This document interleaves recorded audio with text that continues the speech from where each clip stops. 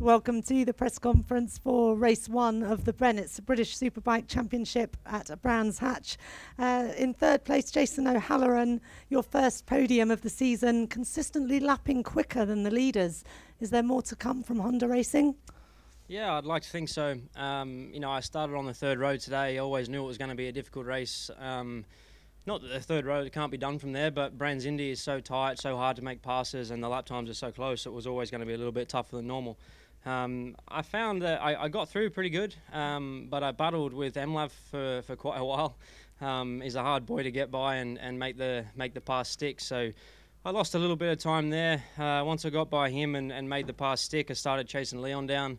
Took me a few laps to get to him, but once I got to him, I got through. And then he found another gear, and he seemed to push me all the way. All I seen was +0 on the board for about 15 laps. So it was an intense race. It was good. Really enjoyed it. The bike was working fantastic. Few small changes for this afternoon, I think. See if we can make the tyre last a little bit longer. And I was folding the front a little bit too then. So a few small changes for this afternoon. Hopefully we've got a better starting position and see if we can make a bit more of a race of it. Starting 4th. Race Cool. 2. Thank you. Okay, Bradley Ray, you got off to a great start, shaky on your tail for nearly the whole race. What happened when he got past? I tucked the front into turn 1. Obviously, I had +0 from pretty much lap 1 to when Shaky passed me, and I knew exactly who it was by the sound of the engine. And it was funny because I had +0 on my board, but then when I was coming around, I looked at Shaky's board as well, and I kept seeing plus 1.2 for Haslam, and it kept going up and up and up. And I knew we were sort of putting a little bit of a gap, so I knew I was a little bit safe if I did make a mistake. And unfortunately, I did on the second to last lap into turn 1, which gave Shaky the lead. But I'm sure he would have tried to make a move at some point on the last lap. But yeah, it was nice to lead at a good pace, and we've got a few areas we need to work on for race 2, mainly with the front, folding the front into last turn and into turn 1. But no, I'm happy with obviously this race and to come away with second. And to be pole for the next race is something good. So yeah, big thanks to the team for their hard work.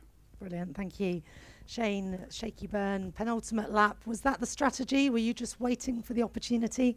Believe it or not, Bradley done such a good job in the beginning of the race that that I didn't want that to be the strategy. I wanted to have a little bit of a battle with him maybe, and you know, us two to have some fun out front. And you know, he's exactly right. I was looking at my pit board, and I could see that he and I were pulling away from the rest of the pack. And you know, after maybe 15 or 20 laps, I thought, right, should I go now?